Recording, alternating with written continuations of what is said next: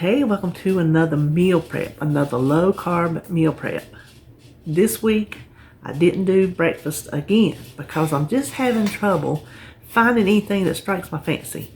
I've not been in the mood for like the egg cups, that you put in the muffin pan with the things in it. I've not been in the mood for those. And I don't want to make that sausage casserole every single week because it's delicious, but it's heavy, and that's not something I want to eat week after week after week. Because even if you're on low carb, that doesn't give you free reign over all the fats and meats and things like that. It just means you're cutting out your carbs. It don't mean you're piling in a whole bunch of extra fat and stuff. So you have to be careful there. There's a fine line. Now, keto, I think even though I've read, both ways, they say you don't have to worry about it. Eat whatever you want. Eat the bacon, eat the this, eat the that. And then other ones are like, you can't go crazy. So that is the way it is that I'm doing low carb. I'm just cutting out the carbs, but I'm not going crazy, trying not to, on the fatty things and the, sausages and the fatty things. Bacon, all that. I eat it, but I'm not like eating it till I get myself full. Because I'm going to tell you what, who can't eat a pound of bacon? You're lying if you say you can't. But what I did make this week is a low carb chicken enchilada. Now I'm calling it low carb because it uses low carb tortillas. If you get a regular tortilla, it's going to take it on up there. But this way, even though there are carbs in the sauce, I make a homemade sauce. Now I'm going to tell you, it is chili powder forward. Is one I used to make back when the kids were home. Back when I used to try to do everything from scratch, mainly for money saving purposes. If I could make it from scratch instead of buying it, then I would, if it would save us money. And so this is one I made back then. I hadn't made it in years. I thought, well, I'll dust off that recipe, but it is chili powder forward. Is it authentic? I'm pretty sure it's not. It's not like my cheese dip that I got straight from a Mexican restaurant. This, I don't even know where it came from, but it's still good. To us, it's good. But if you don't like chili powder, you won't like it. So I'll just put that out there to you. Now, the enchiladas, I threw them together like on the fly while I'm filming. So I just had in my mind what I wanted to do when I made my menu out, how I wanted to make them, and I've never made them this exact way before with the cilantro and onion inside. We normally eat it on top, but I decided to switch it up a little bit this week, and I think they're going to be really, really good. For dessert is Roy's Light Pumpkin Pie. That's recipe with Roy. I will put it on my website, but only the link to his recipe. I'm not retyping it, nothing like that, because I didn't change anything. I just took his recipe. But in case you were to think, now what was that pumpkin pie she made, and you couldn't remember the video, then you can go to my website and you can look up Roy's Light Pumpkin Pie, and there's the link over to his blog. Now, I'm going to tell you what.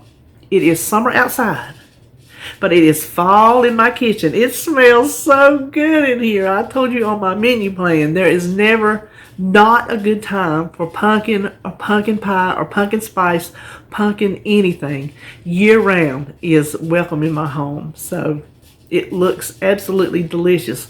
Cannot wait. Listen, David coming here. I always start my meal prep early, sometimes 6 o'clock, depends on how I feel when I wake up. And that way, I'm not bothering him, and he'll sleep until he sleeps. And then if I'm not quite through, he'll just lay there and watch TV. And he come in here. I said, you got some enchiladas for lunch this week? He said, okay, cool. I said, and there's pumpkin pie in the oven. Pumpkin pie? I'm like, yep. Listen, he can eat pumpkin pie year-round too, so he's pretty excited about that himself. So that is it for this week. The low-carb chicken enchiladas. If you do Weight Watchers, you can easily fit them in your points, because chicken breasts are 0, depending on your tortilla that you use, depending on your cheese that you use, depending on your sauce that you use. And then the pumpkin pie, I'm not counting points, but I think his recipe says 1 point for the whole pie. You can't beat that with a stick. So that's what we're having this week. I hope everybody has a good week, and let's just turn around and get started cooking. To start our enchiladas, we'll make the chicken. Now, you can make yours any way you want. I like to make mine in the Instant Pot. I have 2 good-sized breasts, which is probably about a pound. And since I'm using chicken broth in my enchilada sauce, I'm using the rest of the can for this. You can use chicken bouillon powder, water, however you want to season it, just as long as you have whatever size Instant Pot you're using, you use enough liquid for that.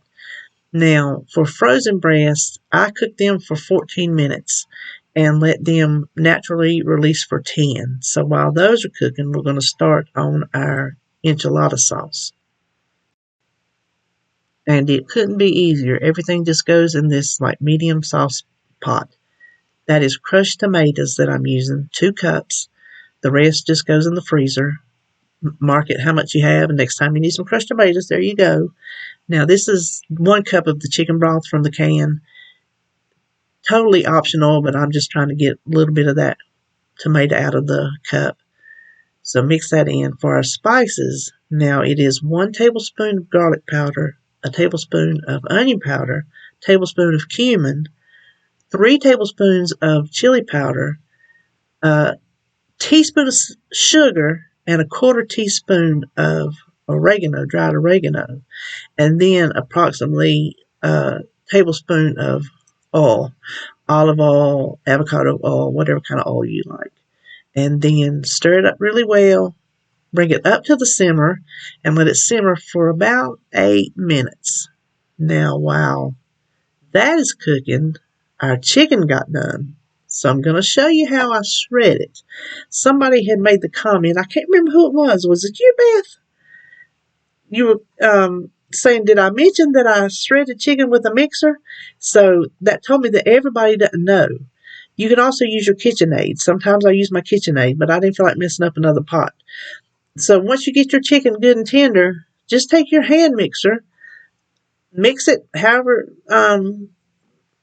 whatever consistency you want of shredded chicken. Couldn't be easier. So there you go. You can do it with your hand mixer. The next thing we want to make is our cilantro and onion mixture. And I learned this from a authentic Mexican food truck years ago when the kids were home. But this trick, I don't know where I found this tip to get your cilantro clean from, but just wash it and dry it, obviously. And I figure I show it every single time I do cilantro, but I figure every single time there's going to be somebody that doesn't know, and it is a game changer. So I need to spread the word. Just hold on to the stem. Don't unwrap it. Take your fork on one side, rake off as much as you can get, flip it over, rake off as much as you can get on the other side. I know there's some left below the band, but I can guarantee you I got more off this way than I would when I picked it by the stem. Then all we want to do is just go through it with a knife, chop it down smaller. You don't want like big cilantro leaves, so just chop it down to the consistency you want, but do get it kind of small. Then we're going to add it to the bowl. The onions, I kind of base on how much cilantro I get. I've made this long enough to I know how much onion to cilantro that we like. You use as much or as little as you like, and that's all there is to it. Chopped cilantro and chopped onions. We eat this on top of all of our Mexican dishes. This one I'm trying different. I'm trying it on the inside, but we'll see here in just a second. See, I had to add some more onion because it just wasn't looking right. Now I'm going to show you this sauce. It has a texture from the spices. It does, for whatever reason, does not cook down. If you need to smooth it out, if you don't like that texture, then run it through the food processor or the blender or use your stick blender. It just doesn't bother us. So what I'm doing is putting roughly, I think it come out to roughly about half the sauce into my chicken. do how much ever you want, because then your amount of chicken will be different from mine too. So just mix that around to get it really well blended. Now, I'm also using 2 cups of shredded cheddar cheese, and I'm fighting with the package, but it's those La Banderita low carb, carb counter. They're 4 net carbs a piece. And I kind of got a funky angle going here, but at least you can see one. But I'm going to do 2 at a time just for make it easier. Try to eyeball your ingredients to get 8 servings out of it as evenly as possible. So put down some of your chicken mixture. Then some of the avocado. No, that's not avocado. Avocado goes on top. Cilantro and onion. And then cheese. I ended up using, it was about a cup of cheese on the insides of the tortillas, and that left about a cup of cheese to go on the top. Now, the way we want to wrap these is to make little bundles. So take the sides in, and then the opposite sides, take one up and then fold the other one down just to make little bundles. I find I don't lose my ingredients that way as when I leave them open-ended. Now, I forgot to tell you to put a little bit of the sauce in the bottom of this greased pan, but I catch myself when I'm down to the last when I'm down to the last 2. So go ahead and make all your tortillas, place them seam side down in this dish. I'm pointing to you back here. See, I added a little bit under there, which, why did I bother? I just did. Anyway, we just now want to put the rest of our sauce over the top, and we want to try to cover all of the tortillas. We don't want any of the tortillas sticking out, because to me, I think it dries it down and it runs a risk of not really burning, because we don't cook it long enough to burn, but it's just try to cover them all. Then after we do that, we will top it with the cheese, and it will bake in the oven at 350 for about 30 minutes. 30 minutes is enough to get the cheese all melty.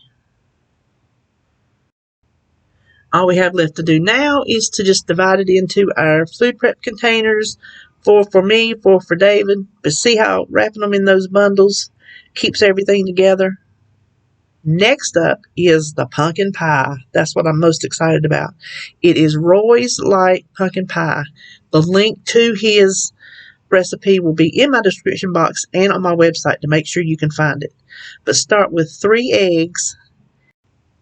Add half a cup of almond milk, which I had already added a teaspoon of vanilla to, and mix that around really well. The next thing we're going to add is a can of pumpkin. Just your regular everyday pumpkin, not the pumpkin pie filling. Put in the whole can of that. We want to mix it together really well. Now, for the sugar, Roy uses Swerve brown sugar. I use Lakanto Golden. The seasonings are, it was 1/3 cup. 2 teaspoons of cinnamon, a teaspoon of pumpkin pie spice, and a dash of nutmeg. And we just want to mix that until it is completely combined. Now, all we do is pour it in a greased pie plate, and that one that I have there, the bottom says it is a 9-inch deep dish. So that gives you an idea of whatever size pie pan you have, if this amount of batter is going to fit.